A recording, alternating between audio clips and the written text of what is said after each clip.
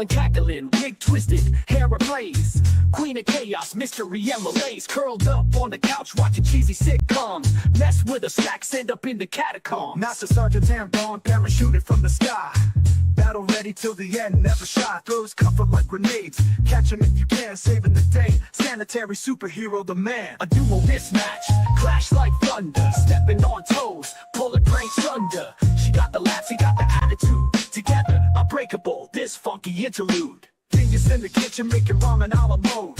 Spilling secrets, added tales to a code. Sergeant in the corner, fixing his gear. Under his breath, mumbling, get this clown out of here. On the streets, they a spectacle.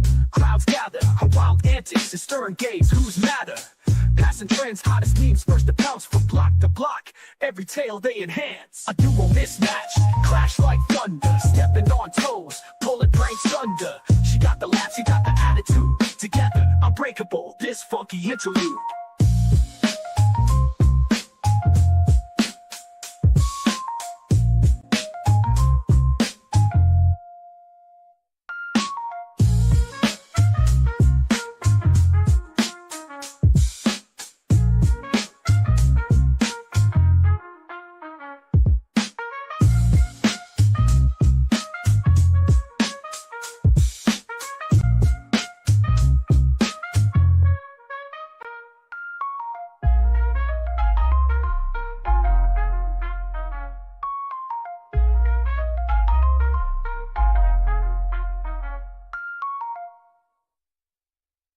You were mismatched, clash like thunder, stepping on toes, pulling pranks under.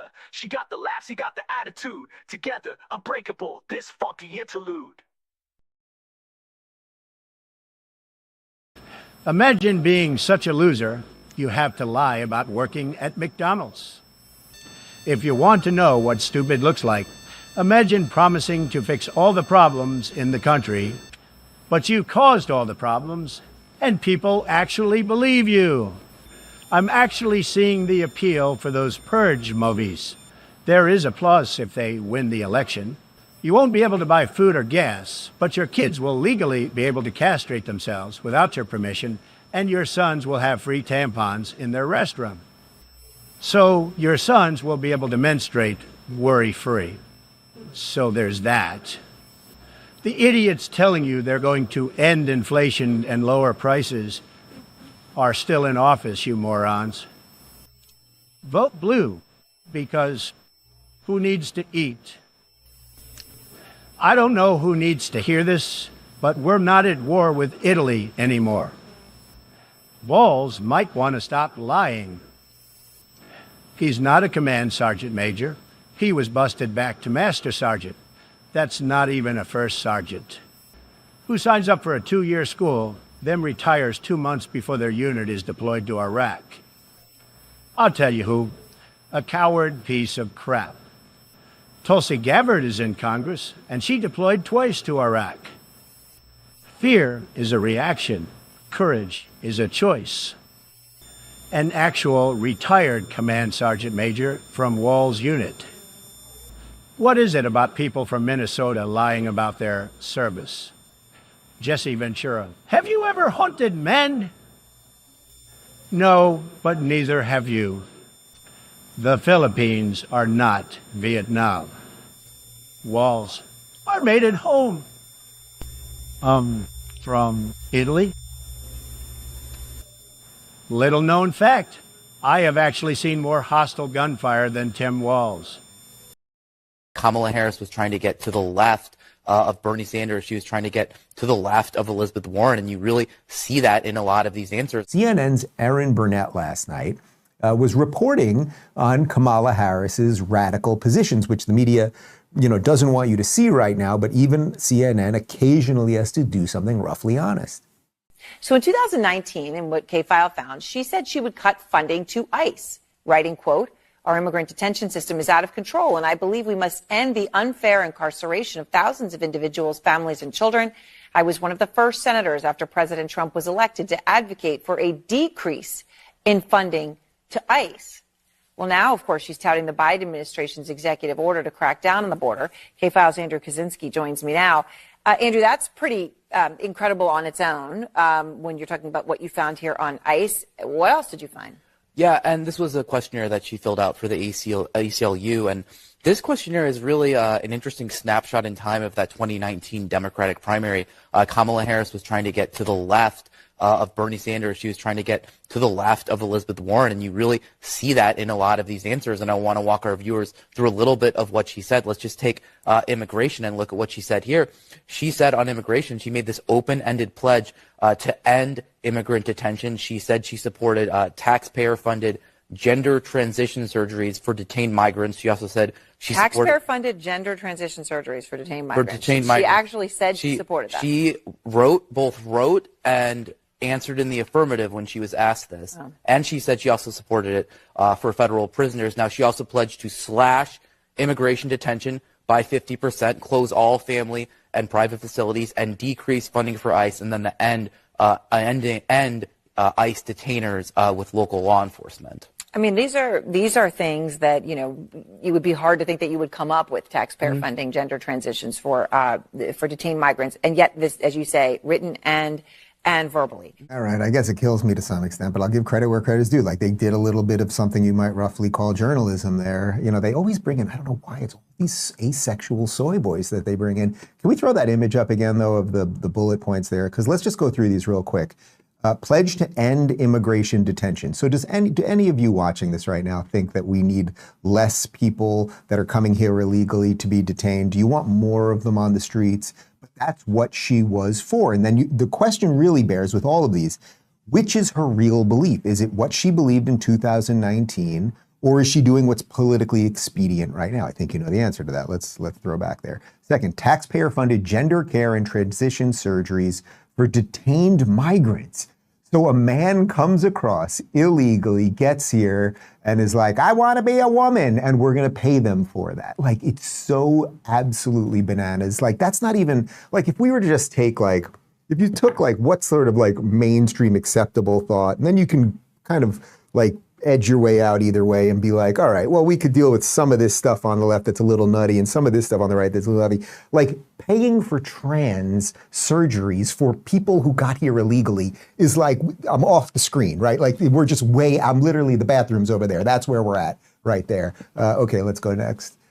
Slash immigrant detention by 50%, close all family and private facilities. Close private facilities. Why would you stop private people from being able to help in this situation? Decrease funding for ICE, which they got into, end ICE detainers. And also, they didn't mention it in there, but the big one that I've referenced a couple times is that moment in the debate a couple of years back when she was running against Biden, and they asked, how many of you want to ban private insurance so you would not be able to just pay a private company to be insured for your health? Like, it's psychotic, except it's perfect Democrat policy because it's all about giving more power to the government and it's just about destroying the country. There's no other way to say it. Like, if you just want a gajillion people to come in here and you want to chop off their dicks and give them money and have them run around like lunatics, smoking meth and doing all the rest of the stuff, then you're a Democrat. I hope she gets up there and says that tonight.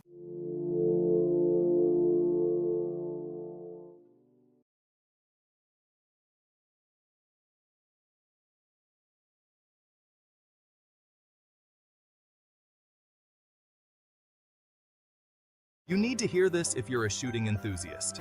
Ever dreamed of mastering long-range shooting? Sean Armstrong's got you covered. Sean Armstrong's new book is the ultimate guide for anyone looking to master long-range shooting. Written in simple, everyday language, it makes complex concepts easy to understand. Whether you're a rookie or a seasoned shooter, this resource is packed with personal tips and expert advice from Sean's years of sniper training and teaching experience. Dive into topics like minute of angle versus mils, external ballistics, and zeroing your scope. Learn about steady firing positions, field expedient supports, and reading the wind. Sean breaks it all down into easy-to-follow steps so you can confidently hit your targets. Don't let long-range shooting intimidate you.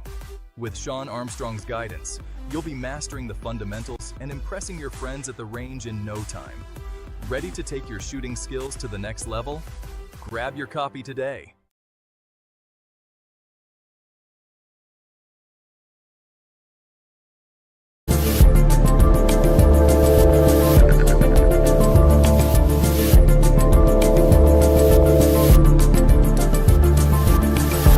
14 or 15 different policies. Like, she was big on defund the police. In Minnesota, she went out. Wait a minute, I'm talking now. If you don't mind, please. Does that sound familiar? It's a crazy world, crazy world. Somebody's gotta have to save you.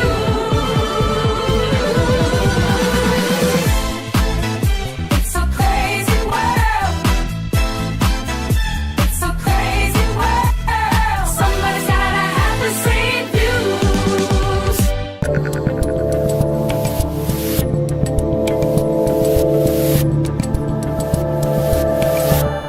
All right, people, post-debate time. Here we go. The debate is actually wrapping up right now, but we had a quick internal discussion, and we decided to get ahead of some of the other shows. I know you have a million shows you can either watch on cable or online tonight to get some post-debate recap, so I appreciate everybody jumping over here and joining us. I'll try to do it a little bit differently, perhaps with a little more humor than everybody. But I have to say, this was... it was sort of obvious, I think, in some ways, because what did we get? If you listen to my show from this morning, or if you saw the tweet that I put up, my tweet prediction, that more important than the two people up there. So there's three things, right? There's the personalities. That's one thing. Donald Trump, Kamala Harris. Then there are the issues.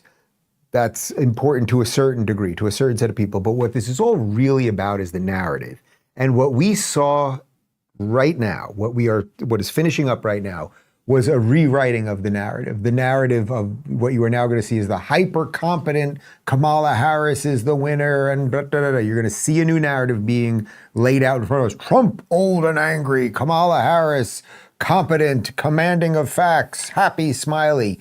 But that is really not what happened. So I guess what we're going to try to do right now is kind of debunk what I think. I'm going to debunk the narrative that is being written as we speak at this very moment. And I thought we'd start really before I get to it, I want to throw a tweet up from Liz Wheeler in just a second. But I think the main takeaway from this debate as it pertains to the mainstream media and David Muir and this Lindsay Davis, this was a 3-on-1. Like, if this was professional wrestling, we would have thought this was a bit unfair. They fact-checked Donald Trump repeatedly, dishonestly at times, and they did not. They pushed Kamala's lies and did not once go after Kamala for any lies. So it was an abject clown show farce, period. I actually think, I'll give you some of the bumper sticker stuff right up top. I think Donald Trump did a hell of a job. He really did do a hell of a job.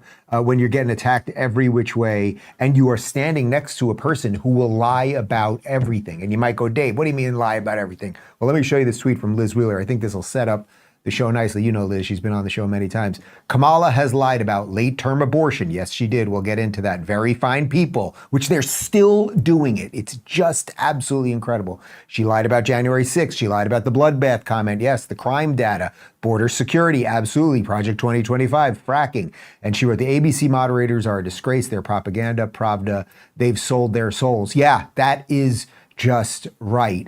Kamala Harris, every single thing that she said, almost without exclusion, was a lie or a distortion, and she knows she can do it because the two people sitting there were in cahoots to make sure she could get away with it. And by the way, Donald Trump, you could say all you want about Donald Trump, and he should know that he is up against all three of them. And I think he did an admirable job here. And for people that have been waking up or taking some of the red pills or something, maybe they really saw that clear thing tonight of what an absolute farce the mainstream media is. And that Kamala Harris, I don't think she believes a word that she said. I don't think she believes in anything other than attaining power right now. It did get off to a bit of a comical start. This was the open where Kamala introduced herself to Donald. Kamala Harris, let's have a good debate. You see, have fun. Thank you. Welcome to you both. It's wonderful to have you. It's an honor. He should have been like, I had no idea who you are. Thanks, lady. Kamala Harris, that's what it is. Okay, Kamala Harris. All right, so let's just get into some of the clips. This was Kamala Harris being asked about the economy, and she talked about being brought up as a middle-class kid. Your opponent on the stage here tonight often asks his supporters, are you better off than you were 4 years ago? When it comes to the economy, do you believe Americans are better off than they were 4 years ago?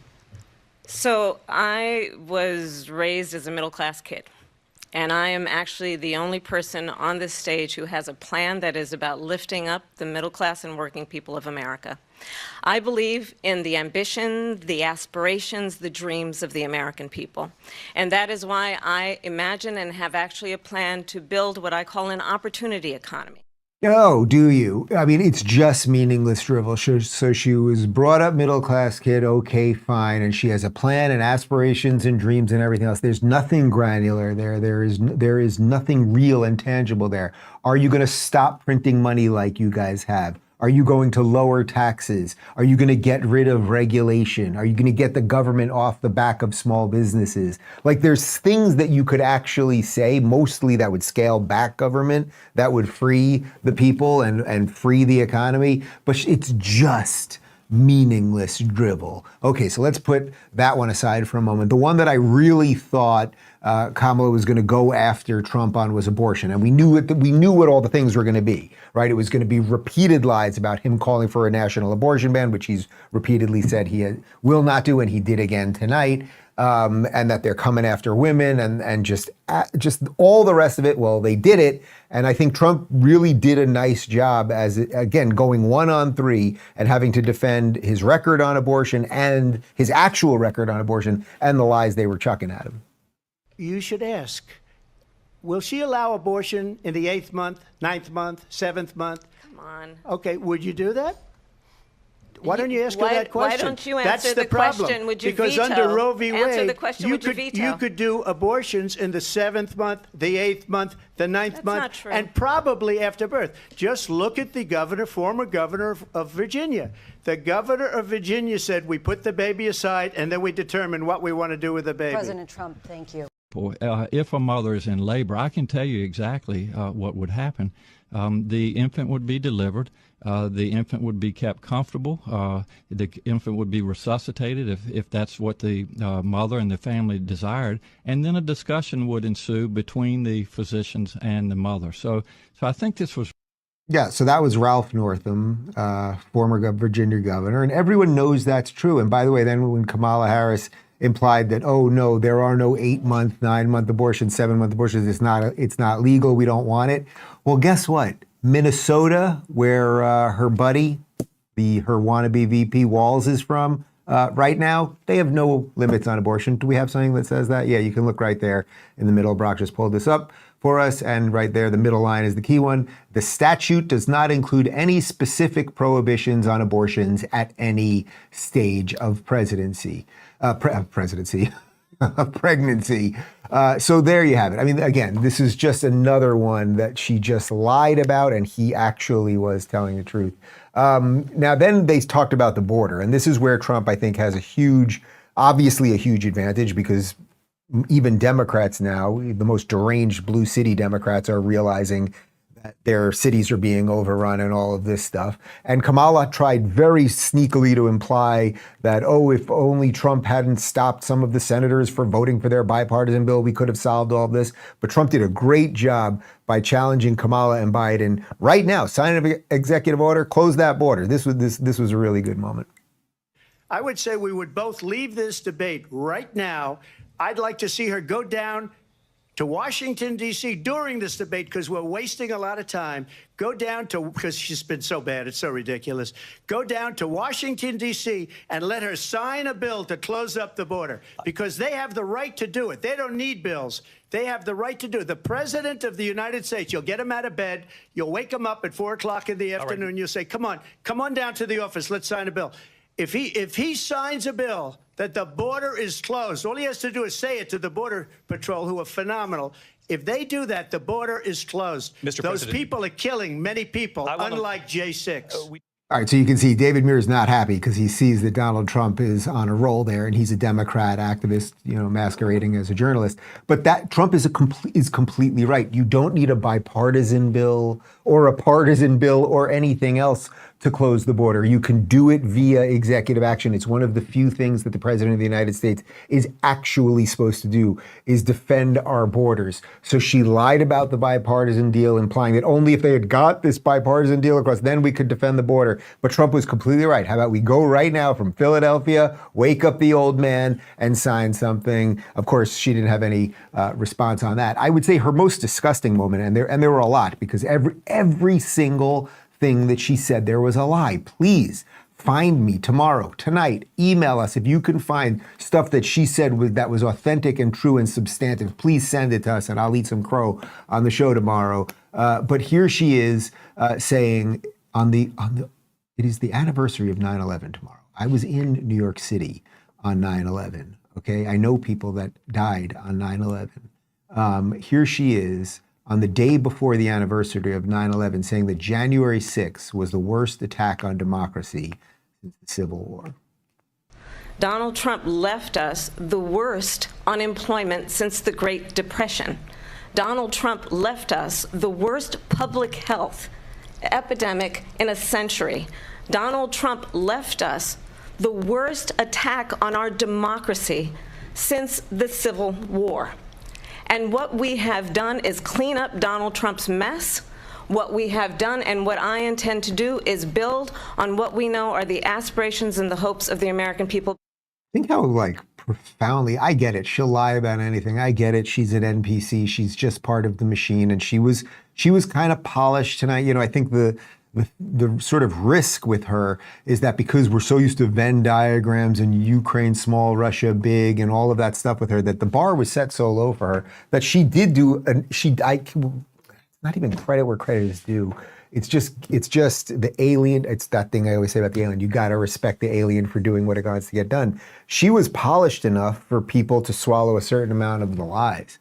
But I'm sorry, that line is so absolutely disgusting. To say that January 6th was worse than 9/11. How many people died 9/11? It was 2,000. It was over 2,000 people, right? I think over 2,000 Americans. And then everything that happened after 9/11 because of 9/11. And she doesn't really care about that. She doesn't. It's just absolutely disgusting. And then when it comes to the lies, right? Like the absolute lies, like that one is just completely dismissive and grotesque.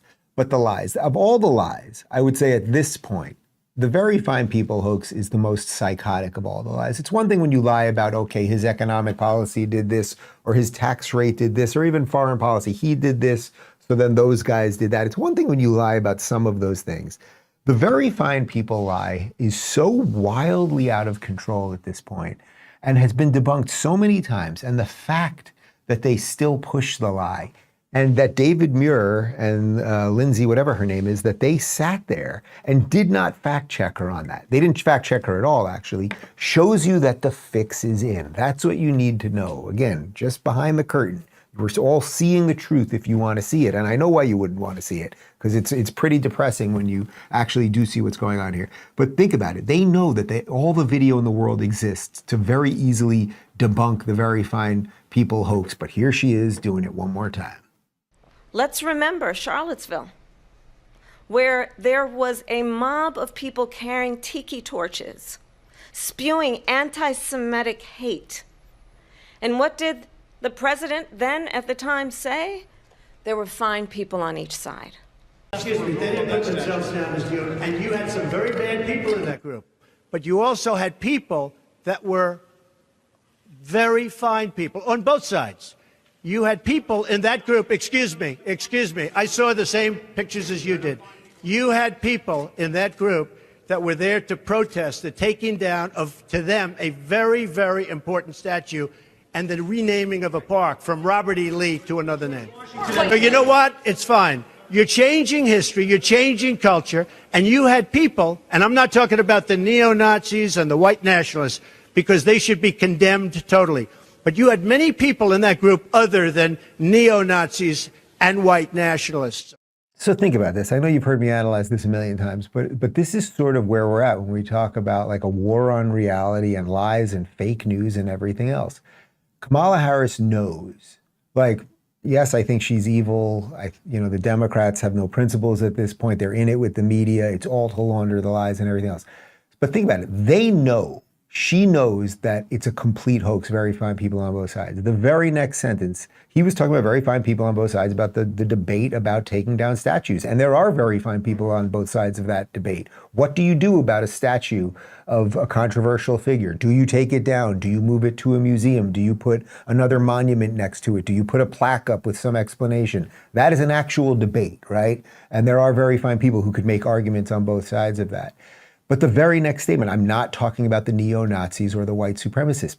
But it's not about that. What it's about is the fact that Kamala Harris knows she can go on stage when there are probably 60 million Americans, I don't know, something like that, watching this thing tonight, and she can abjectly lie. She can repeat a lie that has been debunked a jillion times. And in a debate where the moderators are fact-checking Donald Trump every 2 seconds, she knew they weren't going to fact-check her.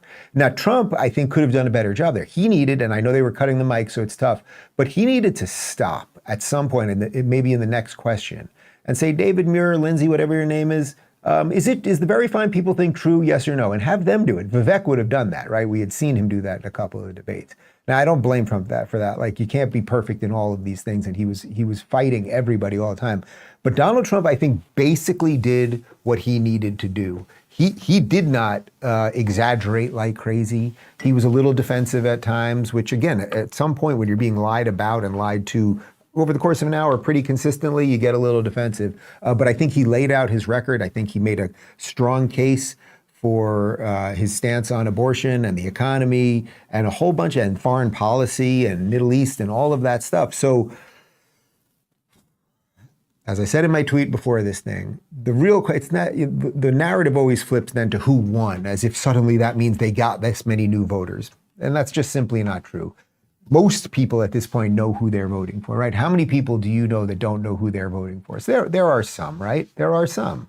The question is, does this move the needle? Does what you saw tonight move the needle? I think there might be, and again, I don't like to say this, but I'll give the devil his due. There might be some people who are like, I'm more of a Democrat actually, but Kamala comes off as an idiot, that maybe watched her tonight and they're just like, she's not an idiot, maybe I'll go in that direction. I don't know that Trump got new voters tonight, but I think he did a perfectly admirable job in bad circumstances, which is perfectly, let's say, congruent with the rest of his campaign. All of that is to say, it is going to be a long 6 or 7 weeks, 7.5 weeks, something like that at this point, because the lies are going to keep going. The machine will keep laundering them. They don't care. And I think Trump and everyone around him will have to level up throughout that because, again, Kamala lied about everything. I disagree with all her policies. I don't think she believes anything that she's saying, but she's just looking at the prize, right? Her eyes are on the prize. I want power. And I have all of these tools around me. I have news people around me and all of the activist class and everything around me to attain that power. So Trump needs to level up right now. I don't know exactly what that means. And he did do a good job, but I don't know that that moved anyone towards him. I sort of think you could see some people maybe. It's hard for me to get in that person's mind, but maybe you could see a little bit of that. But I would say it's sort of weird doing a nightly show where I should have been drinking some tequila and making more jokes. It was sort of depressing to watch. I'll tell you, when the very fine people thing was kicking in, just as you could see her starting to say it in Charlottesville, we all kind of sat back in our chairs at once, like deep breath. I think if I can quote myself, I said, "Oh fuck, she's actually about to do it." Like, that's kind of where we're all at. A certain amount of us see reality. We see the way the machine is just force feeding us nonsense. And then a certain amount of people are just going to swallow the lies. How do we arbitrage those two things? That really is going to be the challenge. I don't know that I have anything else. I think I have to, do you guys have anything else? Does anyone want to add anything to that? We ate some good pizza before this thing. That was pretty good. And somebody sent us a nice big box of hot honey. That was pretty sweet. Yeah, I can't tell you I'm walking out of this thing like, oh my God, this was so great. Like, I have to call it as I see it. And again, it's not really because Trump didn't do a good job. I think he did do a good job, but I don't know when I'm saying you got to level up now, I don't know exactly what that means. Like, you are fighting an unbelievably evil force. A mainstream media, it's not just Kamala. it's just an unbelievable force. And I don't know, maybe Trump needs to just keep going on the podcast and keep widening the things, go on Rogan, go wherever you got to go. I think he will continue to do that, but it feels like it needs a little shock to the system. But who knows? We'll see where this bears out in some of the the polls and the rest of it and everything else. But I think that's it for tonight. I think that's it. Yeah, everyone's giving me the nod. But you know what? We'll be back in how many hours? We're going to be back in about 12 hours. I'm actually going to make the entire team sleep in the small broom closet tonight. And there's one piece of pizza left. Good luck to all of you. All right, thanks for watching. I also, okay, that sounded a little depressing, the end there. I also didn't want to do a particularly long show right now because everyone just had to sit through that thing. There's a million things to watch. I think 20 minutes and 34 seconds is exactly right. So thanks for watching, and we'll see you tomorrow. Bye. It's a crazy world, crazy world. Somebody's gotta have the same view.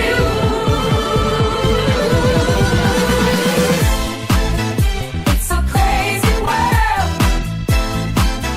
It's a crazy world. Somebody's gotta have the same views.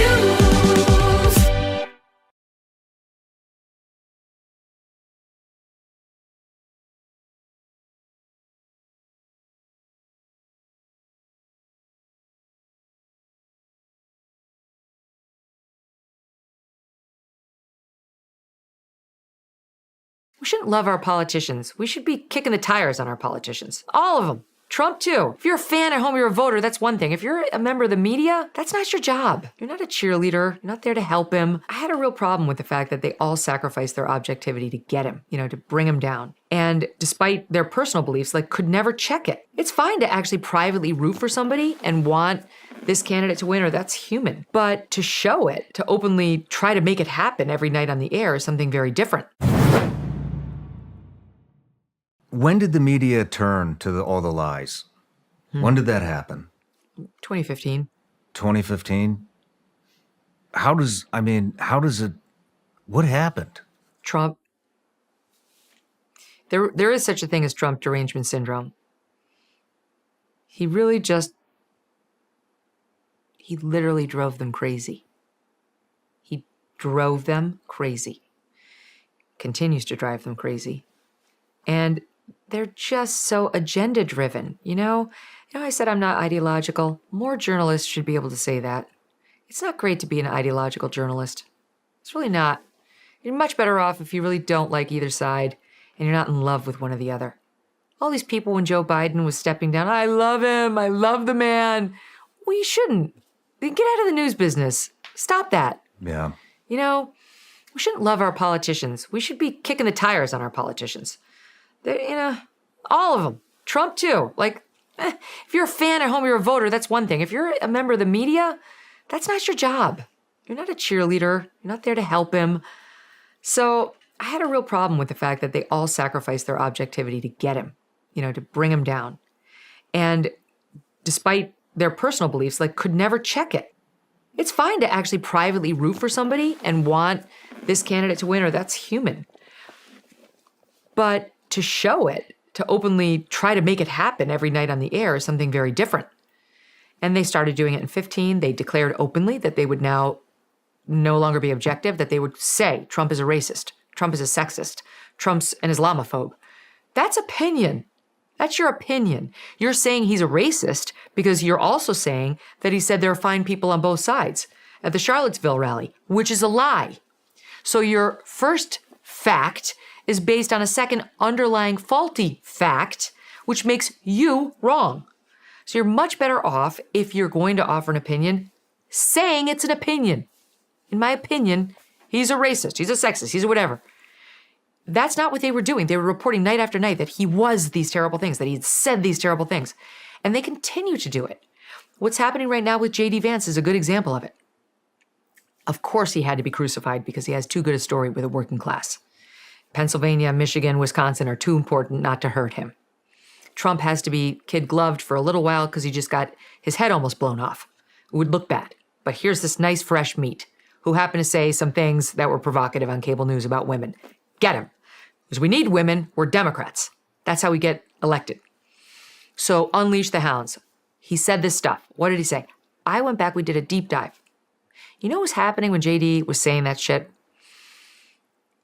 There was a rising conversation on the internet and elsewhere around Mother's Day by these leftists that we don't need children. More and more women are choosing not to have them. More and more women who have them regret it.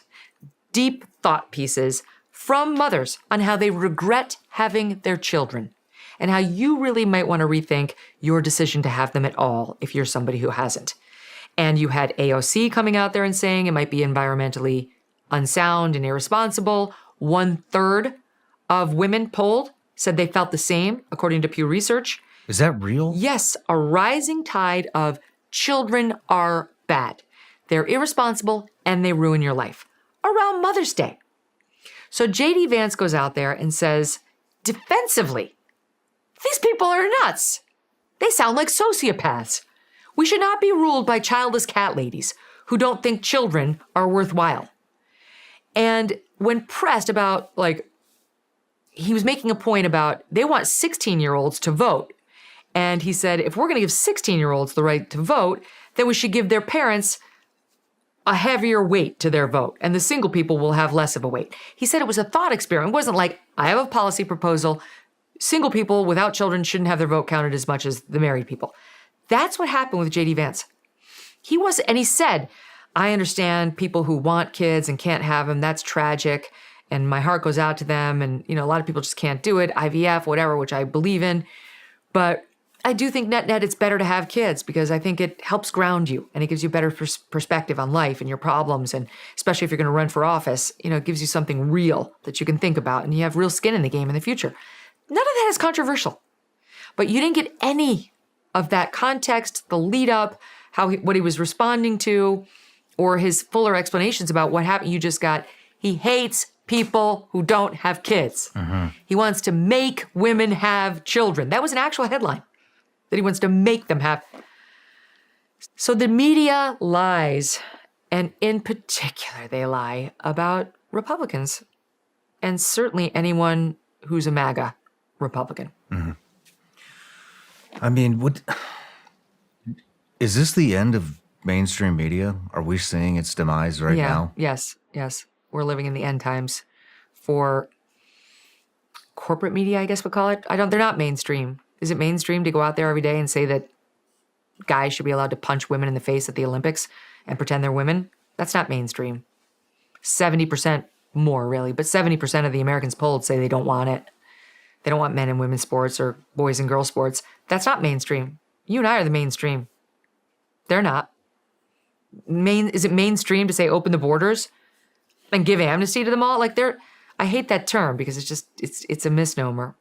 But yes, we're living through the end times for them, which is a glorious thing. We should be celebrating that. That's one of the few great things we have to think about right now in public life. That and the Supreme Court are the two things I wrap myself in like a blanket when I go to bed at night. What do you think the final nail in the coffin will be?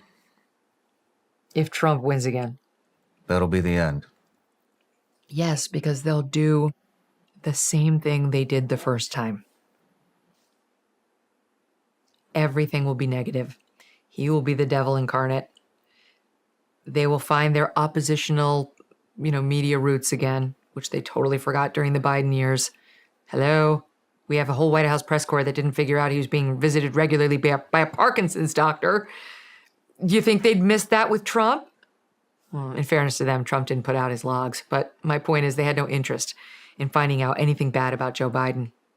So I do think they'll just drive more people away. But they're already dying. You saw what happened when CNN tried to launch its digital property. It closed within a month. Hundreds of millions of dollars closed within a month. Their ratings right now in primetime, they're pulling in 500,000. I mean, I know you dwarf that in your numbers, and I certainly do as well. When I was in primetime at Fox, I was getting 4 million a night and 1 million in the demo. Sometimes well over that. Yeah, CNN's never seen 1 million in the demo unless it's the Trump assassination or some massive breaking news. CBS just fired. They're saying she quit, but she obviously didn't. Its main evening news anchor, Nora O'Donnell, and they're replacing it now with a cast, trying to look more like local news. They've been in third place forever. They're never getting out of it. The Today Show their ratings are in the basement. They're pulling no numbers whatsoever. They used to be a behemoth. That was where everyone wanted to work. It was like hashtag goals. Now they get maybe 1/4 of what they used to get. They make no news. They're totally irrelevant. What was the last news Savannah Guthrie made? I have no idea. Of course you don't. What was the last news big interview Robin Roberts had? Who knows? I don't ever watch it. Who has more influence, Wolf Blitzer or Ben Shapiro? Ben Shapiro. It's just a new world. So they're well on their way to the end of their Kevorkian experience. Trump was the doctor, but they're the ones who hooked themselves up to the machine and they're almost gone. What do you think happens? I mean, does it just dissolve into nothing? TV's just done? I don't know the answer to that. I know the almighty dollar rules. So when they stop making money off of these people, they will shrink, as they have been, mass layoffs already. And eventually they'll have to find either a new model or close. I would love to see it turn into a resurrection of local news, which is important. Reporting is important. We need journalists, honest journalists. Sometimes they do amazing things. No matter where you're watching Sean Ryan Show from, if you get anything out of this, please like, comment, subscribe, and most importantly, share this everywhere you possibly can. And if you're feeling extra generous, please leave us a review on Apple and Spotify podcasts.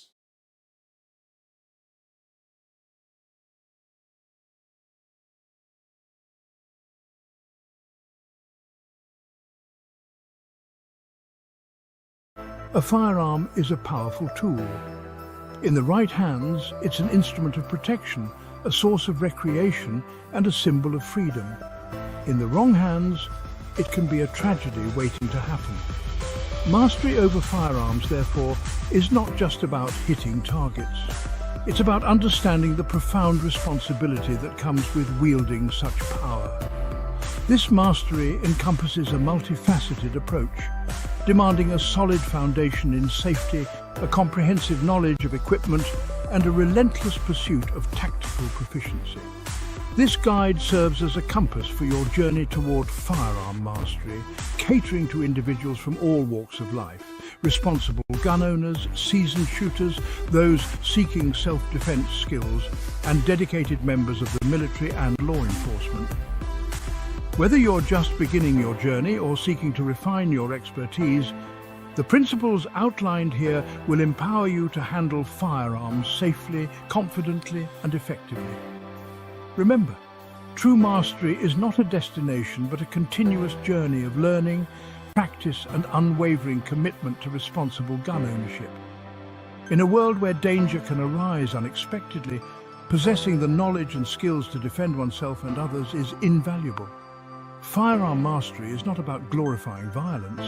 It's about equipping oneself with the ability to deter it, to protect innocent lives, and to ensure that the power of firearms is used for good.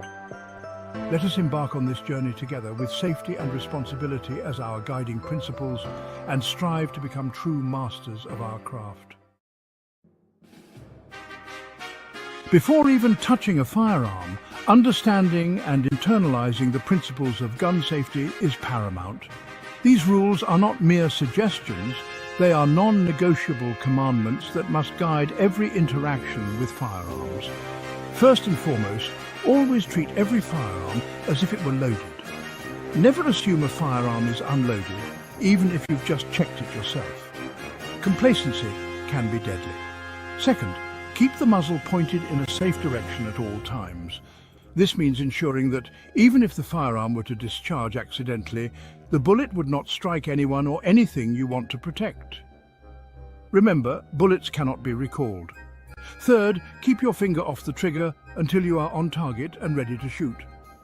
The trigger should only be touched when you have made the conscious decision to fire. Finally, be sure of your target and what lies beyond it. Never fire at a sound, a movement, or a shape you cannot clearly identify.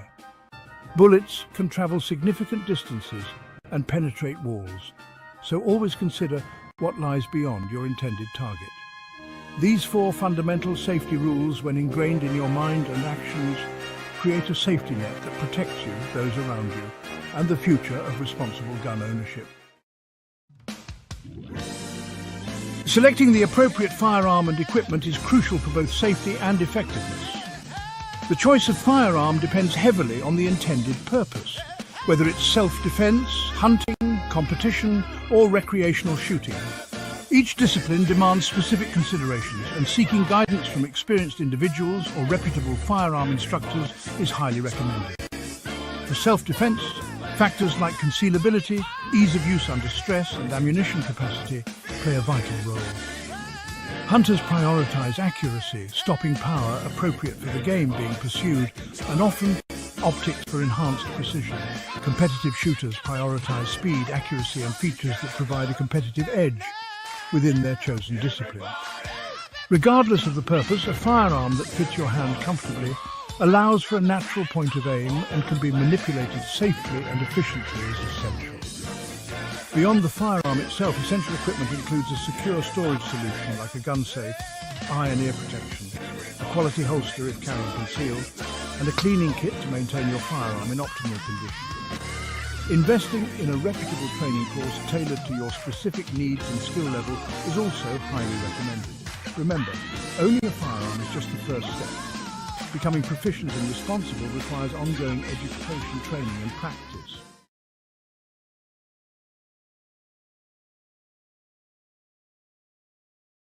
Tim Walz wants to be a heartbeat away from Commander-in-Chief, but Tim Walz has lied about his military record for years.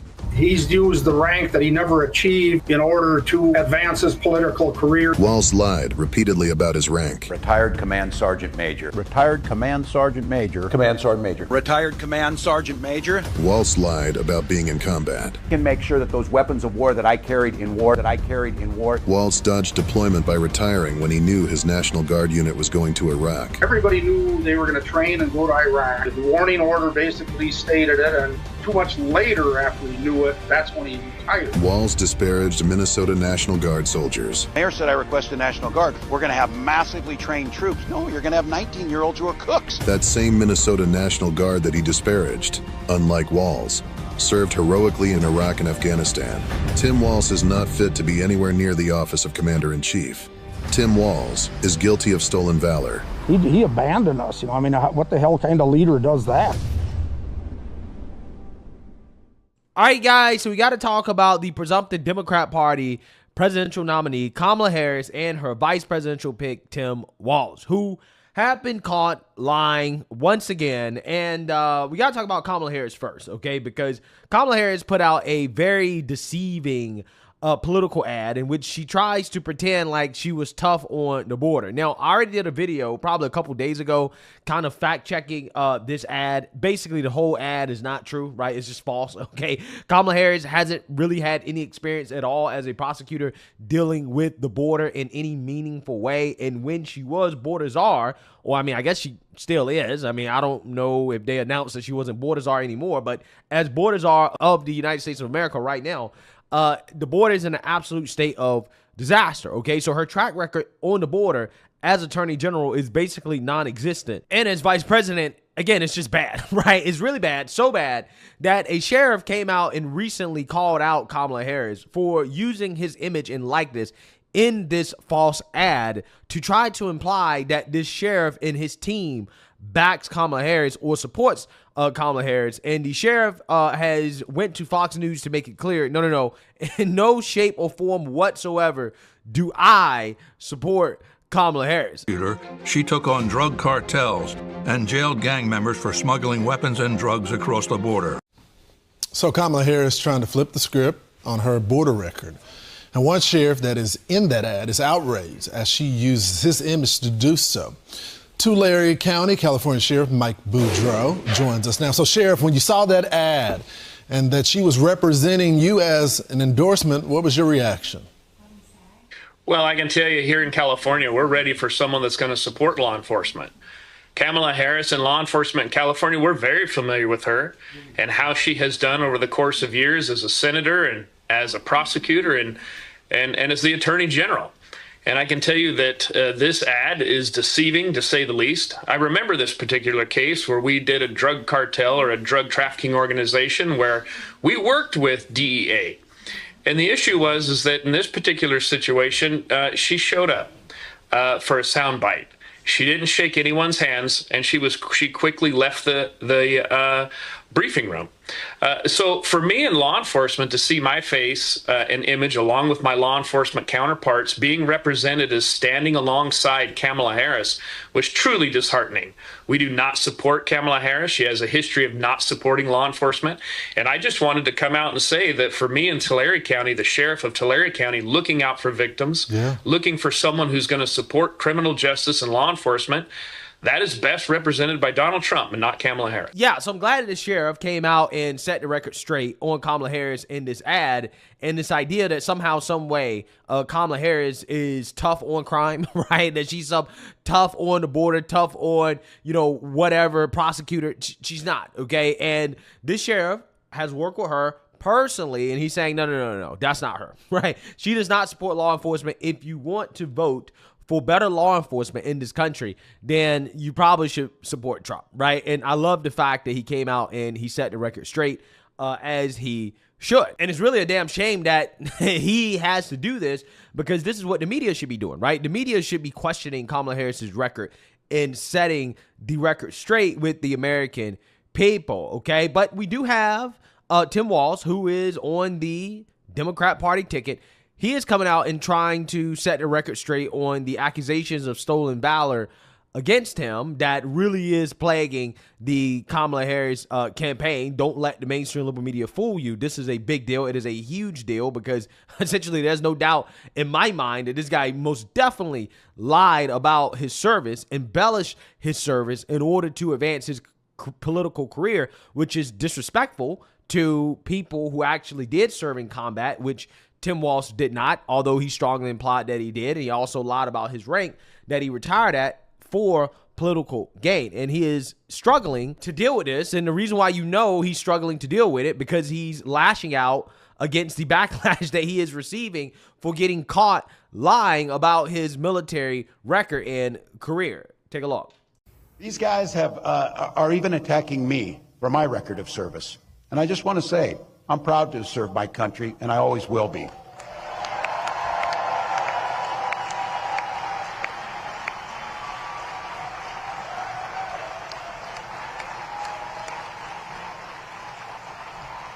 With my dad's encouragement, a guy who served in the Army during the Korean War, I signed up for the Army National Guard 2 days after my 17th birthday.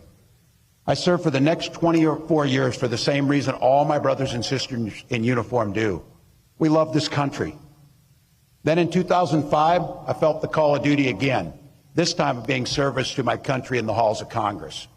My students inspired me to run for that office, and I was proud to make it to Washington. I was a member of the Veterans Affairs Committee and a champion of our men and women in uniform. I'm going to say it again as clearly as I can. I am damn proud of my service to this country.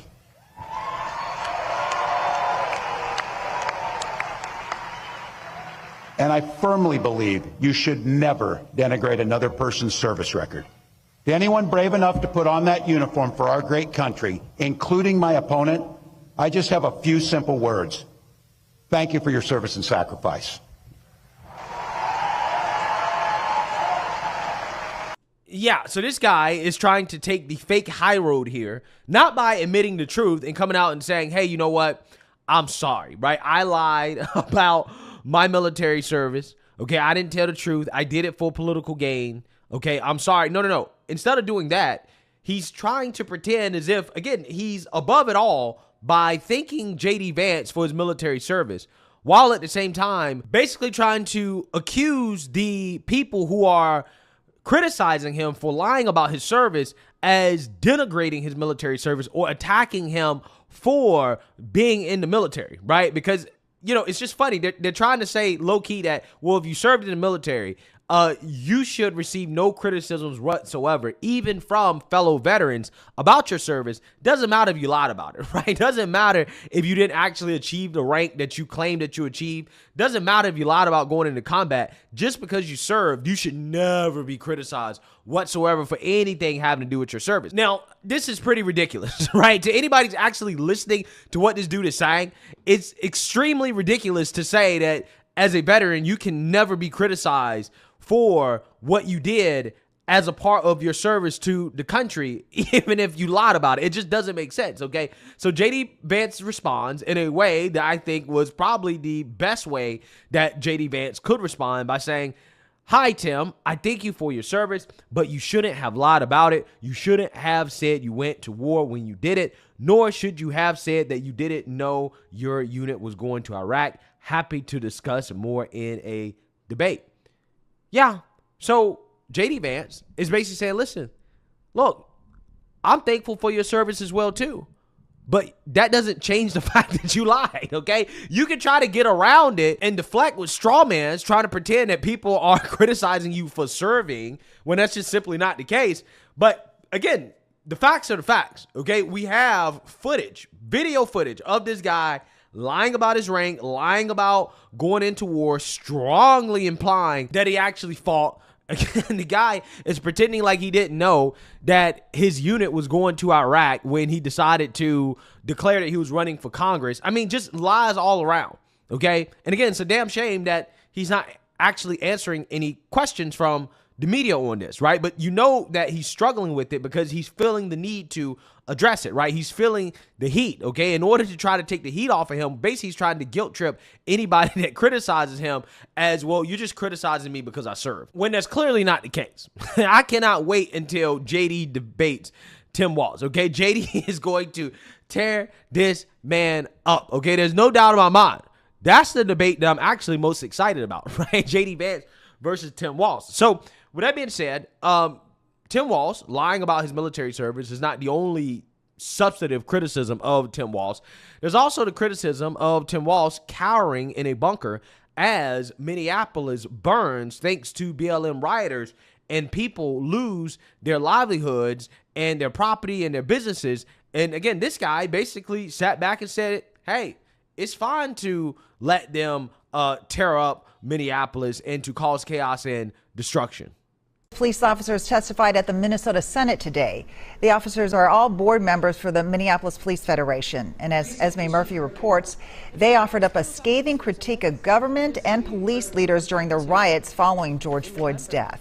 That's not what we stand for. Her voice shaking, Minneapolis Police Sergeant Anna Hedberg says during the riots, officers were abandoned by state, city, and department leaders. To watch them go through that was so heartbreaking.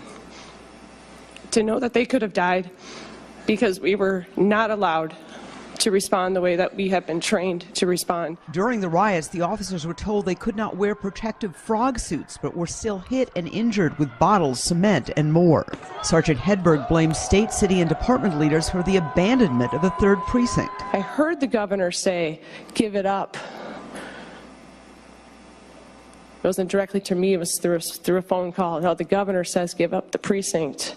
I mean, that's demoralizing for this whole state. And the 3 described a demoralized police force with dozens of officers planning to retire or quit. I believe I speak for every Minneapolis cop when I tell you that I've never been more publicly humiliated. They also described a city out of control. The crime is rampant in Minneapolis right now. You also have Kevin O'Leary coming out here and trashing Tim Walz for how he ran the state of Minnesota from an economic perspective, because just like all of these Democrats, they believe in government funded job creation as good, right? And they try to tout these government jobs as real jobs, except they're not actually real jobs. And when you look at the private sector is struggling, which explains why so many people have evacuated Minnesota under Tim Walz's leadership. Latest reading I saw was almost 60% of Americans are invested in the market, whether it's a pension, a 401k, and yet the Democrat VP nominee Tim Walz has zero money in investments. What do you make of someone trying to run the country with zero investment acumen? I didn't know anything about the VP candidate, Tim, and so I did some digging last week. I got the data last Friday. He is not a good manager. If you look at his stewardship of his state, Minnesota, it's been not good. And I'll tell you how I measure it. Look, and don't people say, oh, you're partisan, you're partisan. No, I'm not. I'm looking at the track record of an individual who came into a state and wiped out job creation. He wiped out job creation in professional, in manufacturing, in accounting, in every subcategory you look at. Those jobs moved to South Dakota and North Dakota. The South Dakota job rate right now is 4 times that of Minnesota. Minnesota only creates jobs in services that are funded by the government, healthcare and social services. Every other sector is in decline. He's also added a surcharge of 1%, 100 basis points, on top of 9.8% taxes on individuals that are retiring. And of course they're leaving the state in droves. And he's the best governor for Texas, for Florida, for North and South Dakota, but not for Minnesota. And that's exactly right. That's where they all went, Kevin. And let's not forget that this guy not only was responsible for businesses burning down during the BLM riots in Minneapolis as he cowered, this also was the same guy that was a tyrant during the COVID lockdowns, where he set up a snitch line for neighbors to rat out their fellow neighbors for breaking his draconian COVID pandemic lockdown rules, okay? And if you broke the rules, they would throw you in jail, okay? This person was responsible for throwing people in jail simply because they wanted to save their small business. When COVID happened, and in the state of Minnesota, my business is located in the state of Minnesota, southern Minnesota. It was a lovely wine and coffee bistro, and it had been in operation for going on 8 years by the time that my business was shut down and destroyed. And when I say it was destroyed, I'm speaking of the being shuttered and not being able to survive that because of what Governor Tim Walz and Attorney General Keith Ellison did to me and to my business, as well as our employees. And so what happened is with the first shutdown, we didn't really know what to do, what was going on, and we did comply. And I hate to say that, looking back at everything I've stood for, but we did comply because we didn't know what else to do. He never fully opened up the state, to point this out. Who did he shut down? Governor Walz shut down only some of the businesses. The essential businesses got to stay open. So I guess that means that we were a non-essential business, but so he shut down bars, restaurants, gyms, dance studios, hair salons, etc. Who did he not shut down? Who were the essential business owners? That would have been your big box stores, with hundreds and hundreds of people coming to visit through their doors a day, mingling and being close. He did not shut down liquor stores. He did not shut down strip clubs. So think about the contrast there. He shut down a lot of the mom and pop shops, those folks that were just trying to make a living and provide a great product and a great service. In contrast, he allowed big box stores, et cetera, to stay open. Really incredible, an incredible use of tyranny against the people. So we opened up. I can't tell you for sure how long we were open, but immediately within 24 to 48 hours, the state came down on us with a vengeance. They attacked me, a woman, small business owner, as well as other small business owners in the state of Minnesota. They came down, they sent the health department down, they sent everything they could against us. They employed all of their resources against we the people. I went to court. I was found guilty. It was precipitated and put on me by the, you got to go all the way to the top. That'd be Tim Walz and Attorney General Keith Ellison. I was given sentenced to 90 days, which was the max sentencing. And I was also fined $1,000, which was the max fine for this supposed thing that I did, where I was standing on my rights and totally protected by the Constitution of the United States of America. But when you have rogue judges, rogue government, attorney general, et cetera, they're all in lockstep with each other, it doesn't go very well for the people. And this is what we need to be standing against. And this is the story that America needs to know. This is the story that America needs to hear. That Tim Walz is not some cuddly, joyful, coach-like all the things that the MSMs are calling him, or some of the things that they're calling him, that is not who this man is. This man would like to take your rights away. He will take your rights away, because what happened to me could have happened to anybody. What happened to me will happen to you if we don't get things turned around in our country. Facts. And that is what's important, right? That is the most important thing that people got to understand. This Kamala Harris, Tim Walz ticket represents a move towards full-blown authoritarianism, right? I mean, these people do not believe in free speech. They do not believe in individual rights and freedoms, okay? And again, the problem with Tim Walz is that he presents himself, again, as some type of cuddly, folksy guy, right? That the media loves, by the way. I mean, they are absolutely just fawning over this. Things he has done that is getting him criticism. The Trump campaign is attacking Governor Walz as, quote, Tampon Tim, which drives me crazy. Because it is making fun of something very serious and very caring that he has done for Minnesota students. Talk about this. Well, first and foremost, Tim Walz is a dad, and that is big dad energy, making sure that folks who need access to hygiene products have them. We don't charge people to use toilet paper right at their schools. This is a necessity for people, and I think it just shows like the kindness and the goodness in him. And I also think folks are telling on themselves, right, when they don't see why this is a necessity. You're telling me you've never had to use a wad of toilet paper and like try to figure it out, or that you haven't had resources to pay for tampons or for pads. This is a real issue, and it just shows how disconnected they are from the lives of real people across the country. I think it's a huge victory, and he should wear that moniker proudly. Tim Walz has big dad energy for putting tampons in boys' bathrooms, right? He's so connected with the people, okay? This is what they're saying, right? But the reality is that there's nothing cute, cuddly, folksy, or any other things that these people say about Tim Walz. This guy is a tyrant. He's the worst type of tyrant because he will lie to your face, okay? He will try to appear as if he's a harmless individual, but at the same time, this guy will stomp on the Constitution in a heartbeat in order to take away your rights and freedoms if you do not agree with the Democrat Party and their narrative. That's exactly the type of ticket, that is the exact type of Trojan horse that Kamala Harris and Tim Walz are bringing to this country, and people need to wake up and realize this sooner rather than later. So, hey, let me know what you guys think. Make sure you like, comment, and subscribe. Most importantly, share a Black conservative perspective. Peace.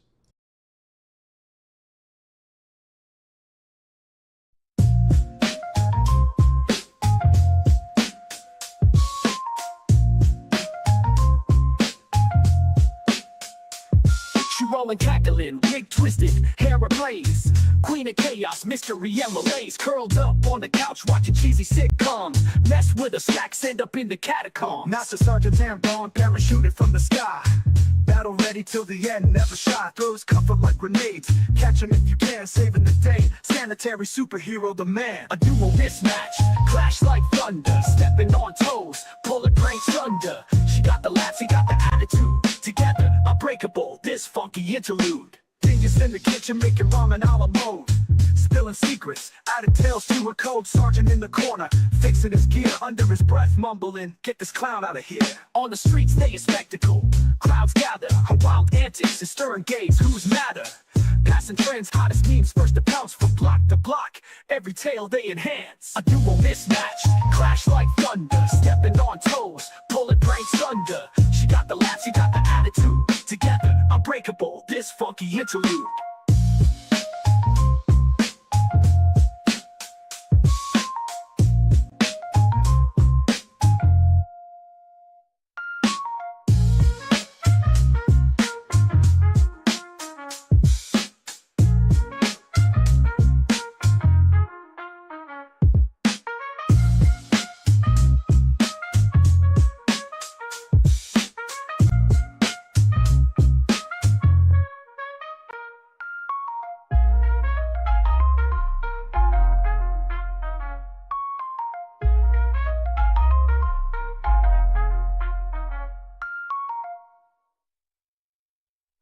mismatched, clash like thunder, stepping on toes, pulling pranks under. She got the laughs, he got the attitude. Together, unbreakable, this funky interlude.